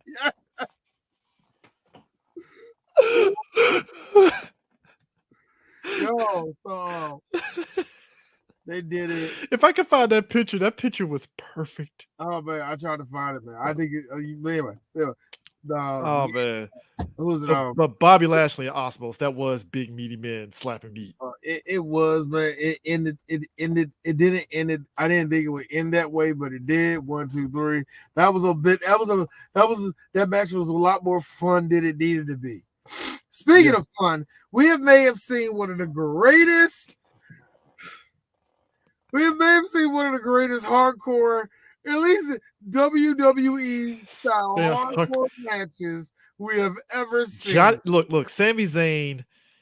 Protect Sami Zayn is at all costs, because this man knows how to, much like KO and Stone Cold. Johnny Knoxville and Sami Zayn had no business being as entertaining as it fucking was. Boy, who knew the best friends put on probably the most entertaining match. WWE, they are living a dream, man. Doing it. They like everybody would like, y'all want these niggas to go back to ladder matches. Do you realize that these niggas just did a match? One did with Johnny Knoxville, and it was like, it sounds stupid. It's a great match. The only messed up part was the fucking mousetrap. The mousetrap didn't come down to snap the way it wanted to, but the fight did. It was great. But still, yo, what you do? But, all right, it's great because my kids barely know anything about Jackass, so it was great. Man, you're slacking, D. You're slacking, D. You're slacking. Blame their mama. Okay, that's fair. And second of all, the one thing I do want to see again, because I love those episodes, mainly because I love nature shows. I love Wild Boys. Wild Boys is my favorite show. I love that. But the part that got me was, of course, we knew Wee Man was going to show up. Me and me were like, where Wee Man? And there he is, Wee Man. And what got me was when he ran to Sammy, he picked up Sammy. He's like, no. And that body slam, for whatever reason, was the best body slam. No bullshit. The greatest body slam in WrestleMania history.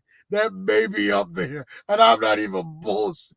He granted the ball. Oh shit! I loved it, man. I loved it. It was excellent. I loved every minute of it. The next match after that, deserves everything for that, man. Next match, we got these two beautiful ladies rolling in there in the Lamborghini. They won the women's tag team belts. It was actually not that bad. Hold on, what? What's wrong with the sausage chin in that picture? What's going on with that? I don't know. I think it's just the way the picture was. Yeah, that's just a weird picture. Like, wait a minute, what's wrong with your face? Like, no, but there is a behind the scenes thing at WrestleMania where Vince was the one that popped the idea of having her and Naomi roll in the Lambo, and you see Sasha like, Vince wants me to drive. Oh shit! All right, bet. And you see Matt Riddle coming up behind her and on his scooter, trying to catch up with her. She rolls out. She don't know how to drive a stick. She's scared as a motherfucker. But nah, the match is actually pretty good. Wasn't that bad at all. I will give it this. The match wasn't as everywhere as I wanted it. I mean, it wasn't as everywhere as I thought it would be. It didn't feel like madness, but it felt like it kind of got chaotic at the wrong time for me. But whatever. It was all right. Yeah. And AJ, surprisingly, with just a little bit too long. Just a little bit too long for me. I enjoyed it though. I mean, it was a great match. Just a little bit too long. And they at the end of it, something happened where I thought would happen. Mm-hmm. I didn't think would happen this necessarily like this. I put it this way: I didn't think it would be Priest. I thought it was going to be something else stupider, just something way stupider. You know what I mean? Where Edge will have to explain doing the thing where his hair, like, I had to do it, AJ. You forced me. Like it would have had to be one of those little things that Edge do. I know it was going to be that. No, they went more simple. Who's my protege? You got Damian Priest. By the way, Chris, I like the fact that the longer Damian Priest has been in WWE, the more Puerto Rican he's looking, which means Nigga looks more black every day, doesn't he? it's like every day. Negro is starting to bubble up now, isn't it? You know what happened, right? After he lost to Finn, that's when all the nigga came out of him. All that nigga came out at this point, man. Like, I'm dropping that. Hey, man. he got rid of the white man's U.S. championship belt. Like, Became man, black. he grew that little thing. I was like, God, this like I knew like 6 black dudes that look like you. What's their last name? Rodriguez. What's your name? Deshaun. Look, what's your name? Deshaun. What's your last name? Perez. Perez. I know a couple of dudes that got hood names followed by something like Pujos. Yeah, my daddy. Oh, man. Yeah, my daddy from here. My mom, she Dominican, but you know. I mean, just Yeah. But yeah, that whole match, just there was zero business. Like I said, that was good. But then this is where it gets interesting. Sheamus and Rich Holland versus New Day. That was a 2-minute match. That was a squash match, and I know how people feel about it. But check this out. Number one, New Day is all Teflon. that fell apart. All that fell apart anyway. New Day survived. Everything's fine. New Day coming out wearing the onesies like Big E. Cute. Yes. Very cute. Big E allegedly is almost there. You want to know why I'm upset? The reason why I'm upset is that I'm seeing it from Butch. Oh, you was going to be such a great character for this. It was going to be 3 of them. There was going to be so much shenanigans. There were going to be spots everywhere. Sheamus was going to go flying. Motherfucking Butch was going to beat the living crap out of one of you. Then like E do something and then somebody else 1 through 3. Y'all win. It would have been a lit match. Nah. You know what? I agree with Vince. Yeah. Sheamus, go out there and beat the shit out their ass. Y'all cool with that? Yeah, we cool. But pick your own spots. Because we can sit here all day and say, "Oh, New Day lost," but I'm like, There's guys, no way to pick on this one, man. I don't know how I can make your blackness feel better about this. Because my thing is this: people got to realize New Day is Teflon. They would not get hurt regardless. Even when Xavier was going through that shit with Roman solo, right? It didn't hurt Xavier in the grand scheme of things. It really didn't. No, it didn't. And the one thing I would say is this also. Even if he was there, I think they would have lost this match anyway. Yeah. I'm willing to go that far. They probably would have lost it anyway.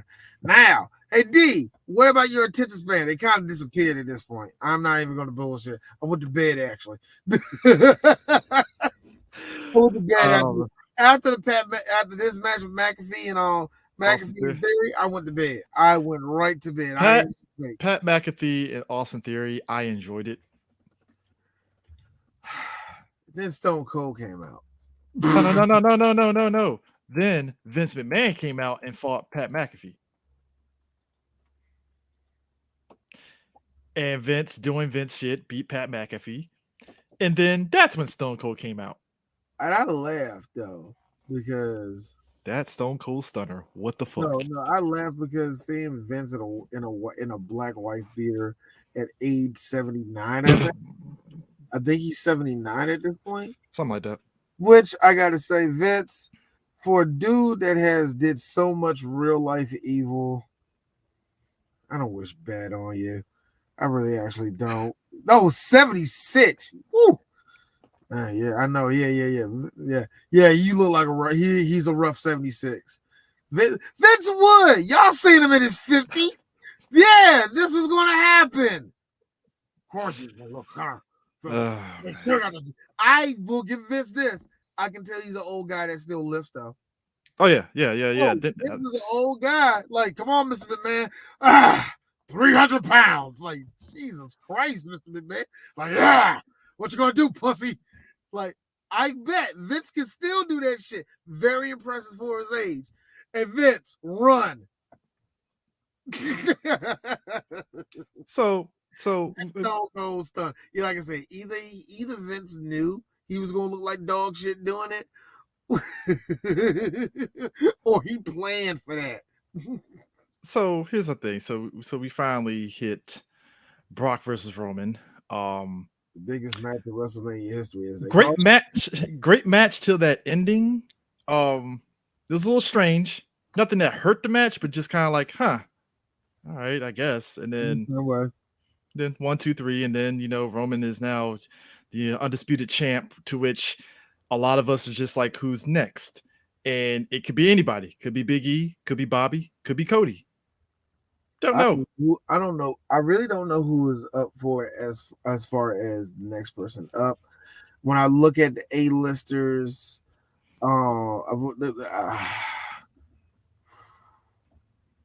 Seth, Cody, unless you want to do something with Finn trying to fight for it while still being an Intercontinental Champion. Oh, U.S. champion. U.S. champion. I don't think you're going to do that. So it's going to be really interesting who they're going to Kofi again. Kofi again, maybe. Maybe Brock tries at it one more time and takes one of the belts instead of two of them.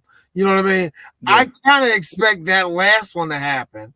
Yeah, but the next was it Payback is next? Backlash. Backlash. So maybe that might be I'm not really sure. The proverbial backlash. Brock gets one of the belts back or some shit. I can see something like that. I think Bobby, who just broke up with MVP, which I plan for that to happen too. Out of all the people that are free, the only person that's free right now to have a run at the title, which will be funny how you do it, will be Shinsuke. But even Shinsuke, that's kind of, you gotta have to build him up real quick just to lose. So I don't know. You see what I'm saying, right? Yeah, it's a lot, especially if you tie it in. It's like I said. Luckily for Shinsuke, his whole schedule kind of opened up, so you kind of got him. But even then, I don't think he's up for it or ready to get the belt right now. You know what I mean? Unless you have something planned out, that would have been. I gotta be honest with you. I thought with Shinsuke, it's just more so, hey Shin, you want to go for the belt? Sure. It seems like that's more on Shinsuke than Vince or anything. I kind of feel that way too. And I also feel that if they had something like, I don't think it will take much. I don't think it will take much to get the crowd behind Shinsuke to beat Roman, but it's the believability. In other words, you want to have Shinsuke go through a lot in that match. So you want to have him go all the way King of Strong style to beat him. Yeah. And I don't know. Just to be honest with you, I just don't see Vince and enough people in the back agreeing to a match like that to go down. Yeah. Where Roman has to lose a belt. But that's the question. He has to lose eventually. And when will it have to be? Will it be SummerSlam or will it be sooner than that? I think it will be sooner than that personally, but it could be until SummerSlam. Yeah. Also news, I mean, fuck, you might as well go into AEW. Samoa Joe is fully wrestling at AEW. Yeah, yes he is. He's fully wrestled there. He showed up at Final Countdown or Final, I think it was not Final Countdown, at the Ring of Honor show. Mm-hmm. Showed up there. Everybody's all, that was a big deal that he showed up there and all that. And yeah. So D only has one joke. What, D? How long before he gets hurt? That's not a joke. That's actually a serious question. How long do y'all got before Samoa Joe gets hurt? And I think he can hold on for a little bit. I think the only difference is WWE is just more stringent on certain people getting hurt and what capacity they're getting hurt. You know what I mean? Yeah. Like, if that's the same injury as seen before, I see every reason why they will take a belt off you or something like that. You know what I mean? When you get hurt a certain way and it's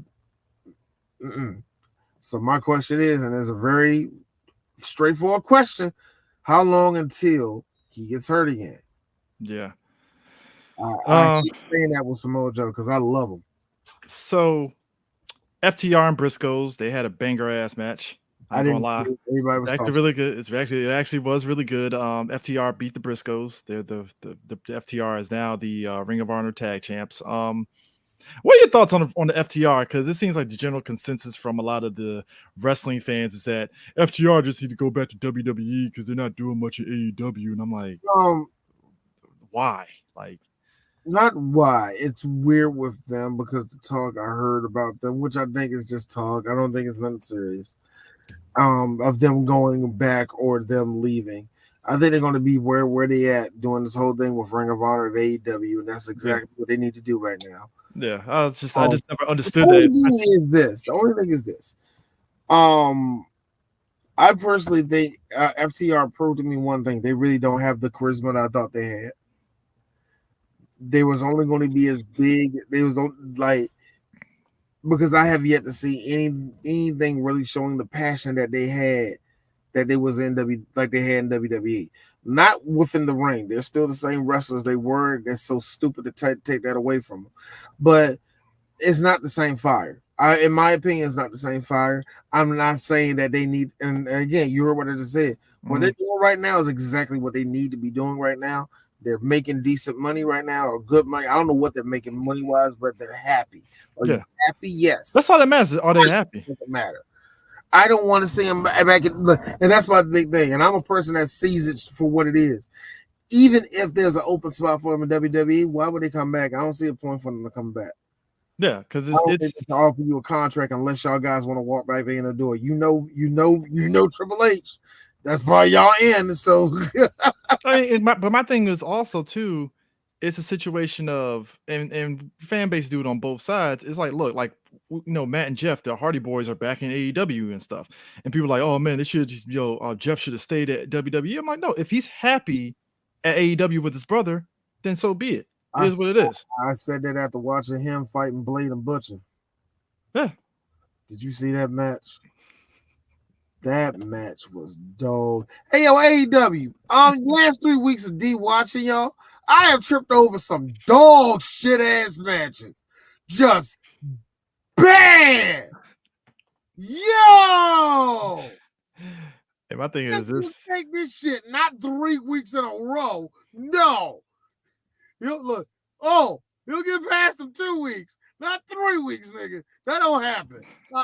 At least the shit will get shuffled where you won't notice it until 2 weeks later. You ain't got that. No, it's clear. Yo, that match between them will look like one of those classic Hardy Boy matches where nobody's talking to each other. People just jumping off shit like they're 4-year-olds in a backyard. It was pathetic. Y'all like, wow. Anyway, two matches at the Supercard of Honor. More because Butcher was so out of sync. But anyway, go ahead. 2 matches in the Supercard of Honor. That I did see. Swerve beat Alex Zane because Swerve is AEW now officially. I was kind of disappointed because I wanted to see Willow Nightingale beat Mercedes Martinez for the women's Ring of Honor belt, but she lost, and I was like, I was a fan of Willow, not no more, not like I used to be. I admit that. What changed? Just don't like it like that. Oh, okay. No, I thought it was like I thought it was on something like the wrestling, something. No.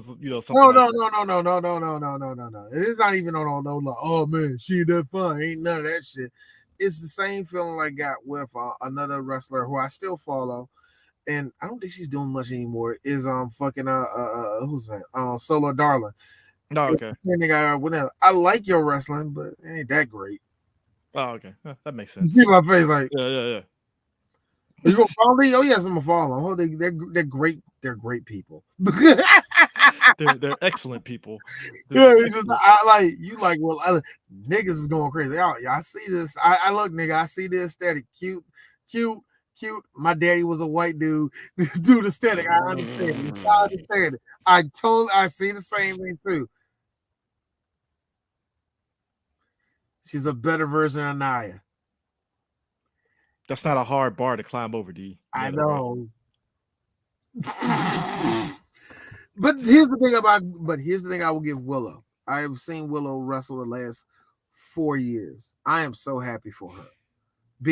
She was giddy as shit. This is a person that saw her that didn't see the match, but I saw I didn't see the match, but I saw it when it happened when she broke her neck, and it's like to see where she at now. Very, very awesome. Very, very awesome for her. That's about it. That's about it. Oh, I had to put this up here because we talked at length about one Bret Hart.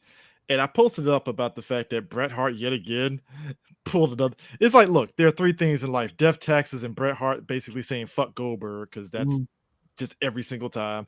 In your opinion, do you think Bret is right to just kind of keep his foot on the neck of Goldberg, or he just get over it? He has every right. I say it as a person that's been hearing Bret say it for the last 30 years. I say get over it, but it's his life, man. That was millions of dollars that he lost. Yeah. And that was a career shortened because of somebody being an angster. And yes, he's never apologized. So Bret has every right to feel the way he feels. Personally, if I see one more god dang Bret Hart talking about Gold, I don't care. It's the same. And it's not like, and the thing of it is too, I think people don't realize it's not like Bret just comes out the blue and says, it's always whoever interviews him that brings it up. And it feels like he always brings it up. I'm like, my problem is Bret, shoot it down. Yeah. That's actually my problem. I'm saying it as a fan of Bret. Bret, stop answering that question. Yeah. So Like, and I say this to all, and I also say this to Bret Hart fans. He is more than the Montreal screw job, and he's more than him getting kicked. yeah. Will you stop making one of the greatest wrestlers of all time just those two things? Yeah. I'm tired of that. You are slicing that man's career to 2 moments. Mm-hmm. It sucks. So Bret was asked about Barry Horowitz. And- Horowitz. Yeah, Barry Horowitz, about whether he could be in the Hall of Fame. And he was like, yeah, he was kind of timid around me for a long time, but I swear Crockett made me call that.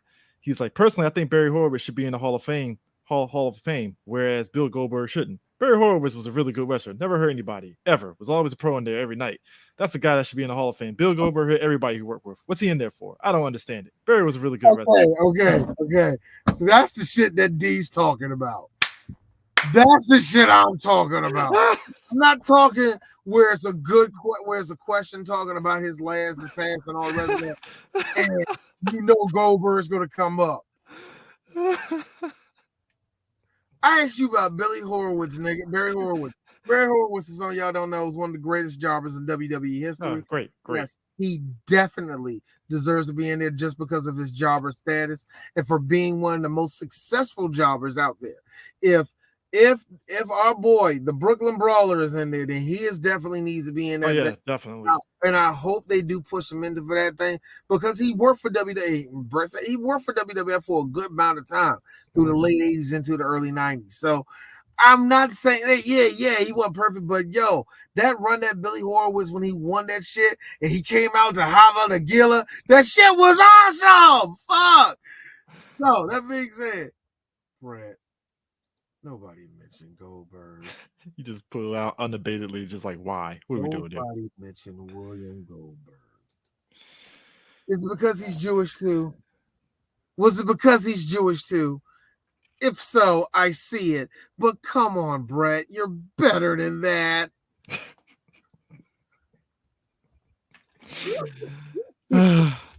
I swear, man, it led to an all-day thing where everybody was just laughing at the fact that Bret's hate for Goldberg is fucking hilarious. Mention that nigga. Oh, man, oh man. Why is Bret? Why is he here? Why is Goldberg? Why is he in the Hall of Fame? Why is he in there? Fuck that dude. Right. I got it. I see because do you know what needs to happen, right? I feel like I need to be like Dave Chappelle now. Like, Mr. Park, with all due respect, Bill Goldberg had one of the most unbeaten streaks in wrestling history. And I think it's time for you just to deal with that.